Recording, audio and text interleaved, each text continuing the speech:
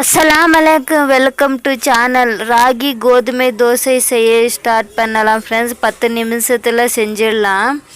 பிரேக்ஃபாஸ்ட்டுக்கு செய்யலாம் ஃப்ரெண்ட்ஸ். அருமையாக இருக்கும், ஹெல்த்தியானது ஃப்ரெண்ட்ஸ். சீக்கிரம் ஆகிடுது. எப்படி செய்யலான்னு பார்க்கலாம். ஃபுல் வீடியோவும் பாருங்கள் ஃப்ரெண்ட்ஸ். சப்போர்ட் பண்ணுங்கள், சப்ஸ்கிரைப் பண்ணுங்கள். சப்ஸ்கிரைப் எல்லாம் போயிடுது ப்ளீஸ் ஃப்ரெண்ட்.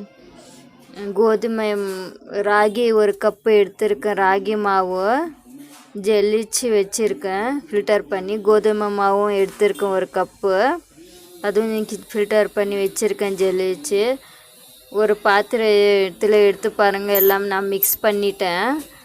ஒரு டம்ளர் தண்ணி ஊற்றினேன் ஃப்ரெண்ட்ஸ். 2 டம்ளர் தண்ணி ஊற்றி நல்லா மிக்ஸ் பண்ணிக்கோங்க. நீங்கள் இட்லி மாவு எப்படி தோசை மாவு மிக்ஸ் பண்ணுறீங்களோ அப்படியே மிக்ஸ் பண்ணிக்கோங்க. அவ்வளோதான் ஃப்ரெண்ட்ஸ்.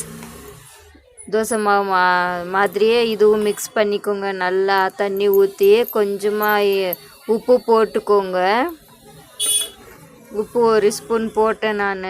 உங்களுக்கு எவ்வளோ தேவையோ அவ்வளோ உப்பு போட்டுக்கோங்க. ஒரு 10 நிமிஷம் வச்சிடலாம். வச்சுட்டு இப்போ எடுத்து கீ ஸ்டவ் ஆன் பண்ணி ஒரு தவா வச்சு அதில் கீ போட்டுக்கிறேன். நான் லைட்டரோடு நான் கீ மிக்ஸ் பண்ணிக்கிறேன், தடவிக்கிறேன். உங்களுக்கு வேணும்னா எண்ணெயும் நீங்கள் தடவிக்கோங்க. இப்போ தோசை ஊற்றிக்கலாம் ஃப்ரெண்ட்ஸ்.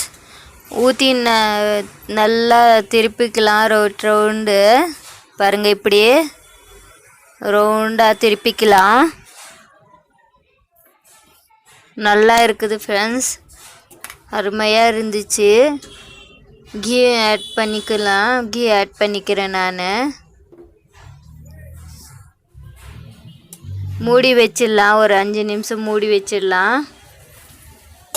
பாருங்கள், வெந்துடுச்சு. அவ்வளோதான் ஃப்ரெண்ட்ஸ். ஈஸி. திருப்பி போட்டுக்கலாம் ஃப்ரெண்ட்ஸ். அவ்வளோதான் ஃப்ரெண்ட்ஸ், ரெடி ஆயிடுச்சு.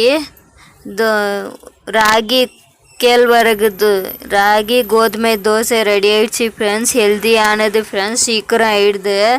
அருமையாக இருக்குது. இதுக்கு தேங்காய் சட்னி செஞ்சு சாப்பிட அருமையாக இருக்கும் ஃப்ரெண்ட்ஸ். நான் சட்னி செஞ்சு சாப்பிட்டுருந்து பாருங்கள், ரெடி ஆயிடுச்சு ஃப்ரெண்ட். தோசை கேழ்வரகு கோதுமை தோசை அருமையாக இருந்துச்சு ஃப்ரெண்ட்ஸ். ஃபுல் வீடியோவும் பாருங்கள். சப்போர்ட் பண்ணுங்கள் ஃப்ரெண்ட்ஸ். சப்ஸ்கிரைப் பண்ணுங்கள், லைக் பண்ணுங்கள், ஷேர் பண்ணுங்கள், பெல் பட்டன் கிளிக் பண்ணுங்கள் ஃப்ரெண்ட்ஸ்.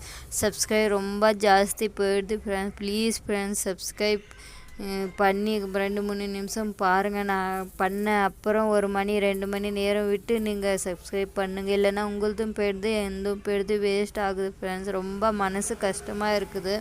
எவ்வளோ கஷ்டப்பட்டாலும் சப்ஸ்கிரைப் எல்லாம் போயிடுது ஃப்ரெண்ட்ஸ். தேங்க்யூ ஃபார் வாட்சிங்.